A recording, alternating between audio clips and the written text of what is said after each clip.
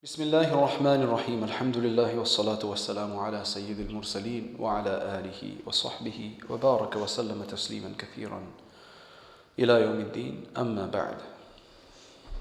Ibn Ata'illah, in his next aphorism, in his next hikmah, he says ليقل ما تفرح به يقل ما تحزن عليه ليقل ما تفرح به يقل ما تحزن عليه. The translation of this is, so that your sadness over something be little, let your joy in it be little. He's actually mentioning the result first and then the cause afterwards, the effect first and then the cause afterwards. So what he's saying here is, so that your sadness over something be little, let your joy in it be little. So let your joy in anything be little, so that your sadness over it would be little. Now what that means is, in most cases, the cause of man's grief and worry is the loss of worldly objects. The loss of wealth and property is one example. Nobody wants to be left with nothing. Everybody has some attachment towards their possessions, and it would feel quite abusive to one if things were taken off a person. The possession of such objects, on the other hand, produces pleasure and comfort. If anyone wishes to decrease grief and worry, he should decrease his worldly possessions. He will not then possess the things that cause him grief. The greater man's worldly possessions, the greater will be his grief and sorrow. The heart will not find peace. Thus, the intelligent man will content himself with necessary requirements and eliminate superfluous possessions. In this way, he acquires the peace and comforts of both worlds. This is, I think, the most difficult thing to do in this world. But even if this helps us to decrease it somewhat, and at least think before we think we need something, or even think about what we have, then at least we're that much better. This is the chapter on abstinence, so expect this kind of discussion. This is the chapter on abstinence. So expect this kind of extreme level. Now remember, this is how the Prophet ﷺ was. So if anybody's saying, that's harsh, that's extreme, it is harsh and extreme for us, because we're quite the extreme on the other side. We're a consumer society, massive consumer society. We get what we want, we have access to what we want, what we need, what we desire. Everything is available in this country. We're doing so well. People in other countries, they have to order things from the UK, from America, because they don't get those things in those countries. They have to pay extra shipping, etc. More of a price, maybe taxes and duties. We get everything at a good price. So we have access to everything. So this is going to sound really harsh. How can you do this? But isn't that the way the Prophet ﷺ was? Isn't that how he stayed? Isn't that what he did, just really on the basic level? So if this even helps us just to think and assess our situation and think again whether we need something or not, then inshallah this is to be of benefit. So if somebody wants their happiness to continue, then don't ever take anything except Iman, of course, that you'll feel really sad at its loss. Because if you feel sad at anything's loss, it means you love that thing. So if I've got this pen and I lose it and I feel sad about it, then that means I love this pen. Now, it could also say that it's because I care for it. I shouldn't lose things. That's right. And pen is an essential at the end of the day. You need it to read and write. So it's fine to have it. But it's not a loss that's going to make you so grievous and so on. Khalas, inna lillahi wa inna ilayhi raji'un, Allah will give me something better. So it doesn't mean that you can't have anything, but it's how you manage it. And you don't have over what you need. فإذا اقتصرت على الضرورة والحاجة من مال أو جاه أو عز أو غير ذلك فلا تجد ما تفقده حتى تحزن عليه. So if you just suffice according to need, only on what's needed from your wealth, whatever wealth you need, that's how much you have, and possessions, and of honor. You don't try to get too much honor by working hard to get honor. If that means, trying to impress people or trying to do something to get a higher position, get a promotion, etc. And you're going to lose it. So get it according to your need. I need this to earn a living. I need this to be able to teach well. I need this to be able to do my job well. Whatever the course is. If it's up to that level, then it's justified. Then you need that much. That much you need, because as humans we need that basic level. But to go beyond that purely for the sake of extra and just fulfill desire, then that means we have mahabbat for it. We have love for it. So he says that if you are going beyond the limit, then you're never going to find something which you will not feel sad over its loss, because that is how your mind will become. Because that's the whole reason why you're pursuing these things in the first place. It's just the nature of why you're doing these things. Somebody was asked, how come you never feel sad? How come I never see you sorrowful? So he said that I never take on what's going to make me sad. I never put myself into that position to make myself sad. I never set myself up for it. That seems like so difficult for us, isn't it? There's a poet who says, وَمَنْ سَرَّهُ أَنْ لَا يَرَى مَا يَسُوءُهُ فَلَا يَتَّخِذْ شَيْئًا يَخَافُ لَهُ فَقْدًا فَإِنَّ صَلَاحَ الْمَرْءِ يَرْجِعُ كُلُّهُ فَسَادًا إِذَا الْإِنسَانُ جَازَ بِهِ الْحَدَّ. That's what it is. Anybody who it makes happy, that he doesn't see something that makes him unhappy. Anybody who is happy never to see unhappiness. Anybody who would like never to see unhappiness, he should never take on anything that he feels he can lose from the world. Of course, iman is a different thing. It comes differently. A person can lose their iman, but generally, it's something that is an objective of this life, for the hereafter, because it's for the next world. Because then he said that the well-being of a person returns entirely to becoming corrupt if the insan goes beyond the limit. Whenever you go beyond the limit in anything, then anything in this world that you go beyond the limit in will eventually return to nothing, will return to corruption, because that's the nature of this world. Once you start taking beyond the limit. It's mentioned that one of the kings, do you still have kings? Today, the richest people of the world are business people.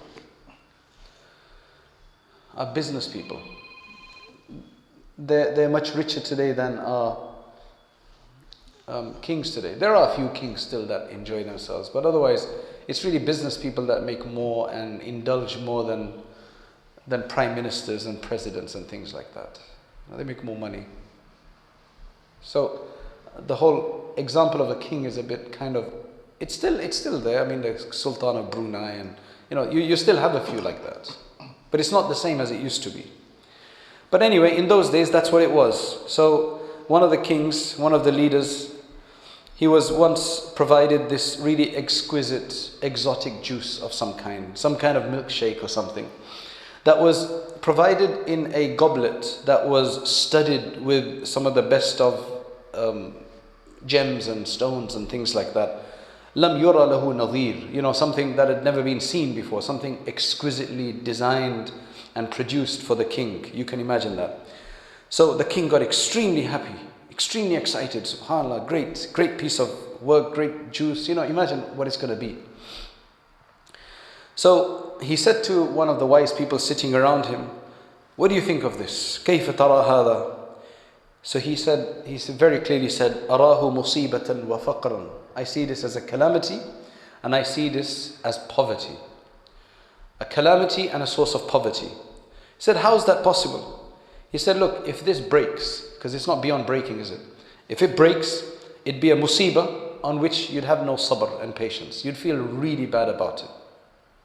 Yes, if it breaks and you don't feel bad about it, that's a different story. But you are going to feel bad about it, it's because it's on a very high level of according to your standard.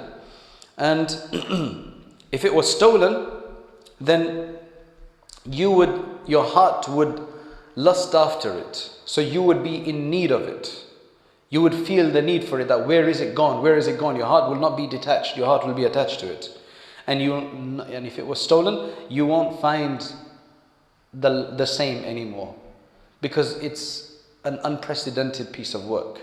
So it's a unique piece of work. So you're not going to find something else like that. And he said that before you got that, before you received it, you were totally safe from this calamity and this sense of poverty, this sense of need. You didn't have this need or this calamity before it. So you've just gotten yourself into a calamity. And then what happened is, it actually did break.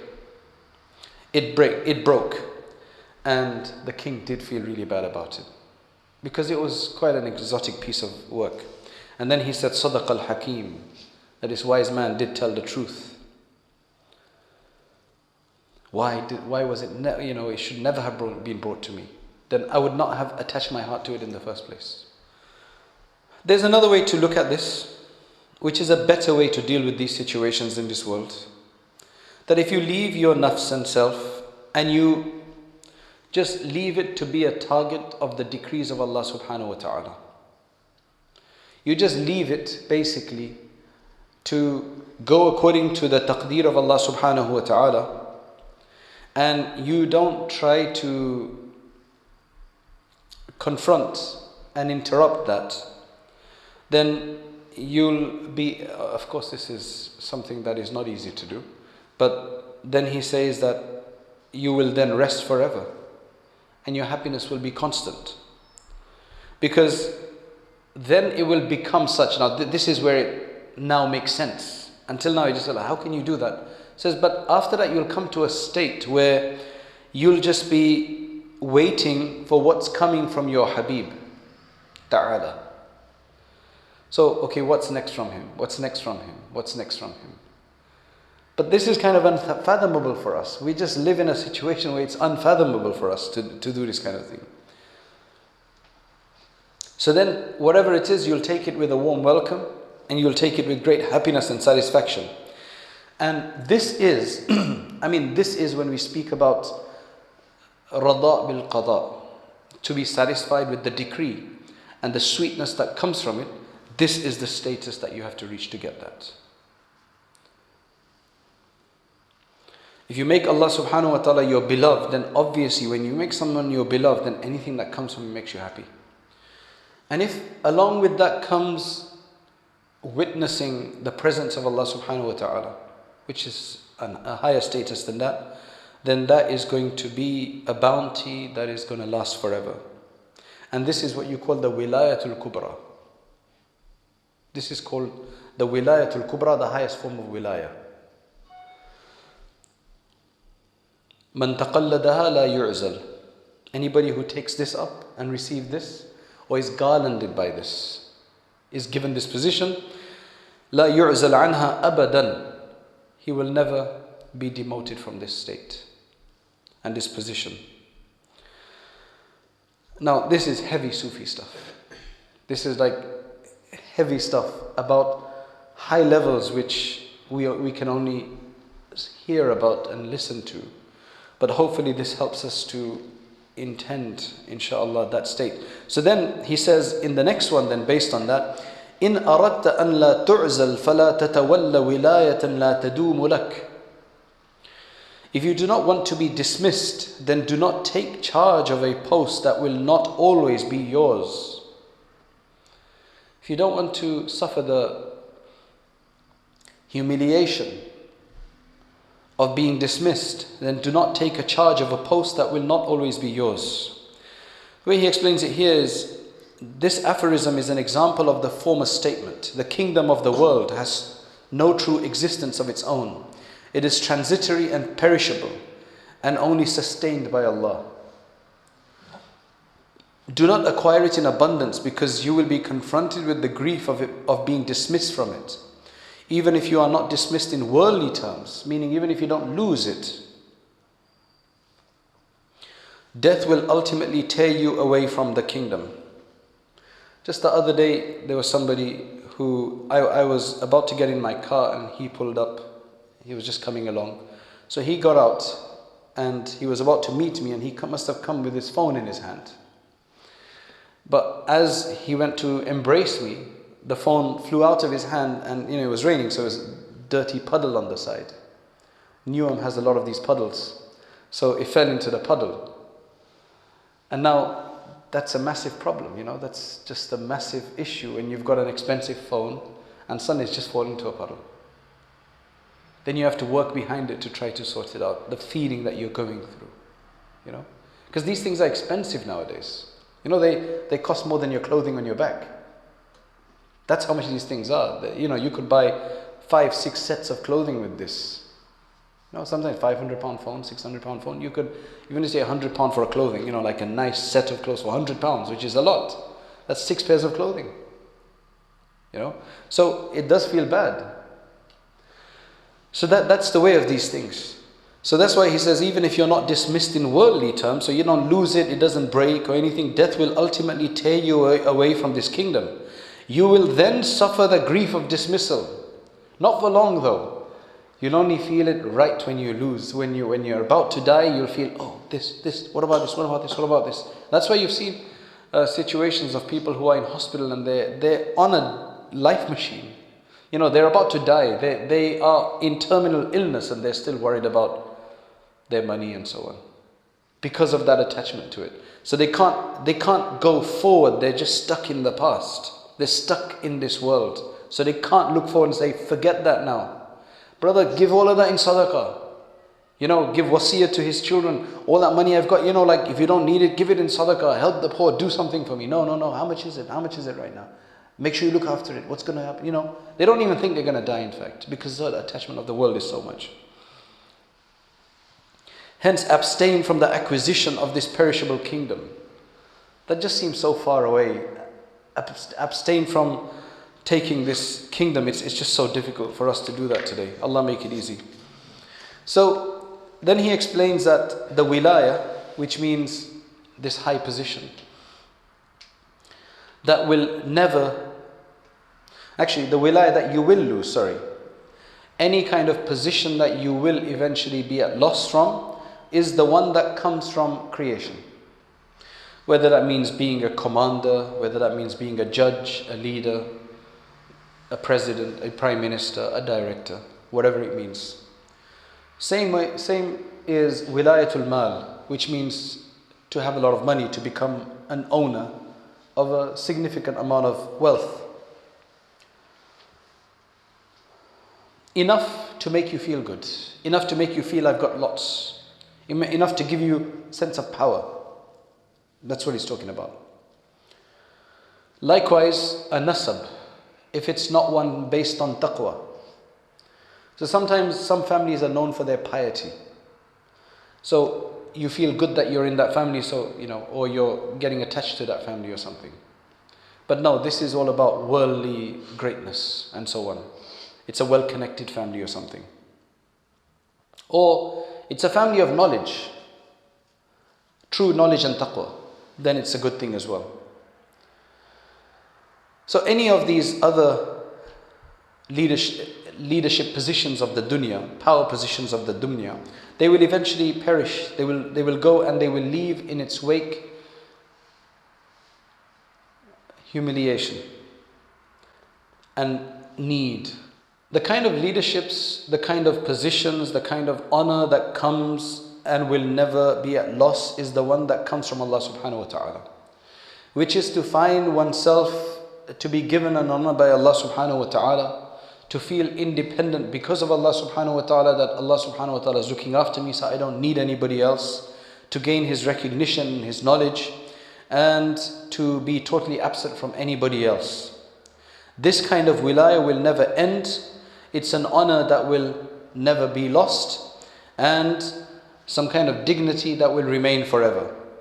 It's mentioned that Abdullah ibn al-Mubarak, rahimahullah, the great Tabu' al-Tabi'i, he was during Imam Abu Hanifa's time. I think he died around just before the 200s, around 189 or something, Hijri, around that time as well. He was obviously one of those ulama who had come from a background of indulgence. He used to indulge himself. In fact, he was considered to be a person who was wealthy, and he used to have these drink parties, and he used to have his friends come over, they used to have a drink, and he used to play an instrument. And then one day he heard a verse of the Quran which woke him up. He was a Muslim, it woke him up. And the next morning he broke his harp, or that instrument that he used to play, and then he started to go and study. He studied, and then after that it became such that he would go and into jihad. 1 year he would fight at the borders with the Muslim army for 1 year, and for the other year he would teach. So he was a great hadith scholar, and he was well respected. So once he came to Harun al-Rashid, he came to visit Harun al-Rashid in Baghdad. And what happened is, as he went in, he went past the army, maybe to visit them or whatever it was. The whole forces, they were all there. And the forces were so taken aback by him that they were all they literally just stormed him.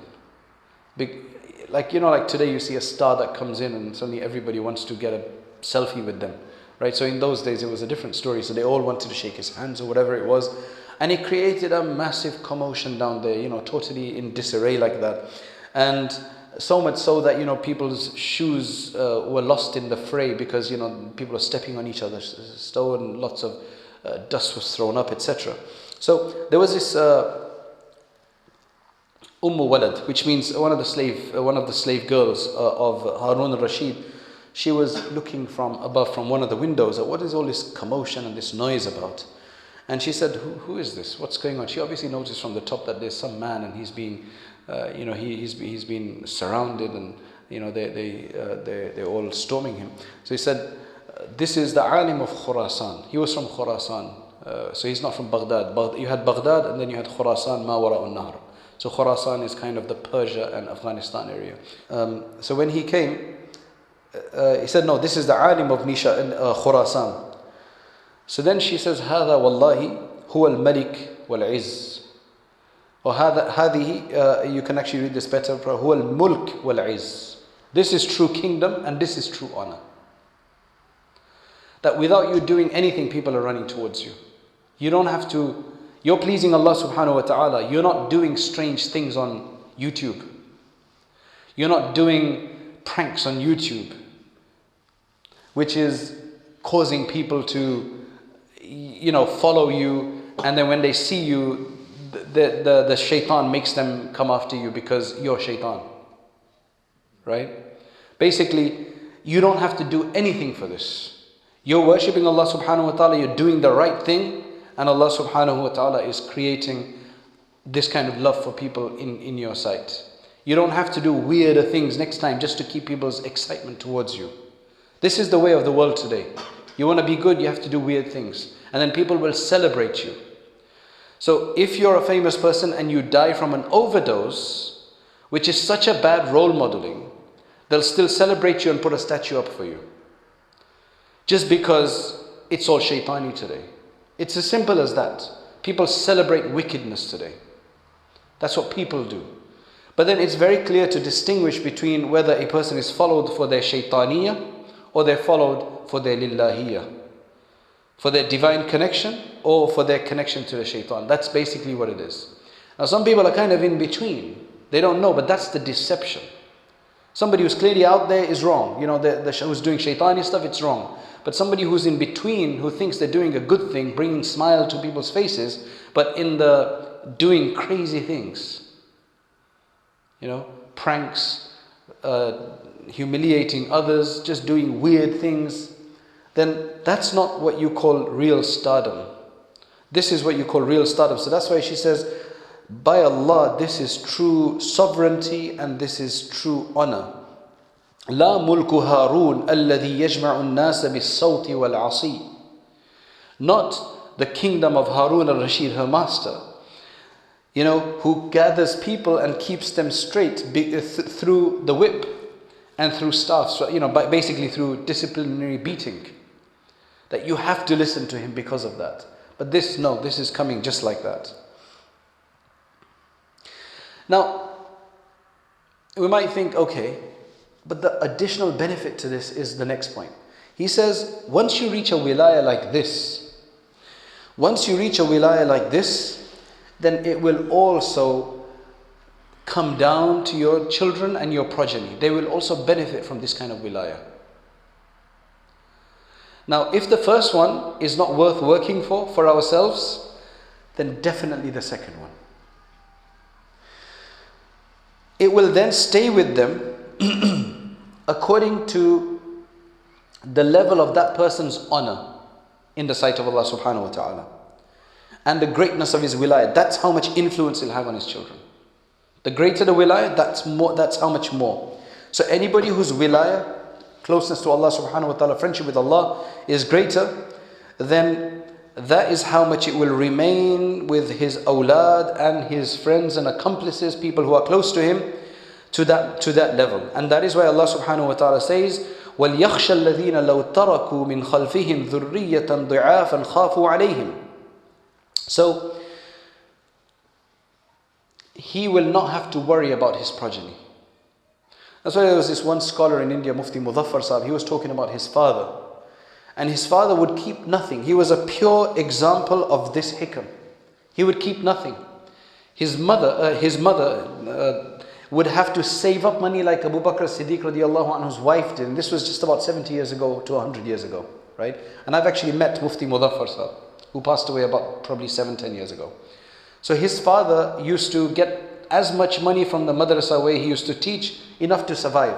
His mother had to save up to buy an extra pot or to get this, that or the other, anything that was, he didn't even get enough to have an additional pot or something like that. Then somebody asked his father one day, what are you going to do for your children? Okay, don't do this for yourself, but have something for your children. And he said, essentially, these are the kind of verses he quoted. He says that if they are pious, then Allah will look after them. Wallahu yatawalla salihin. Allah subhanahu wa ta'ala looks after the salihin. And that's what I'm trying to do. And that's why you have the other example in the Quran through Surah Al-Kahf. وَكَانَ أَبُوهُمَا صَالِحًا. When Khidr alayhi salam, when he went and he rebuilt that wall, that renovated that wall. Why? Because it used to belong to orphans whose parents used to be good people. أَبُوهُمَا صَالِحًا. Father was a good person, was a pious, righteous person. So even after he's left this world, Allah subhanahu wa ta'ala is still looking after the children. In a way that they don't even have to worry about it. They're still orphans, they're young, but the wall is being fixed. However, then he finally says that if you are to take on a wilaya and a position, any kind of friendship and association that will never last forever, then be careful about it. Always remain at precaution. وَلَا تَغْتَرْ بِحَلَاوَةِ بِدَايَتِهَا. And do not be deceived by the sweetness of its beginning stage. There is a sweetness in the beginning stage of it. That's why we do it. فَإِنَّ نِهَايَتَهَا مَرَارًا. Because its end is bitter. كَمَا أَبَانَ ذَلِكَ بِقَوْلِهِ إِنْ رَغَّبَتْكَ الْبِدَايَاتِ زَهَّدَتْكَ النِّهَايَاتِ, which is the next one, which we'll look at next time inshallah. He says, if beginnings make you desirous, endings will make you abstinent. If their exteriors invite you, their interiors will hold you back. May Allah subhanahu wa ta'ala give us an understanding of this. May Allah subhanahu wa ta'ala open up His bounties for us, bounty of wilayah, not just worldly possessions. And may Allah subhanahu wa ta'ala give us the sahih understanding of this and the closeness to get to it. دعوانا الحمد لله رب العالمين.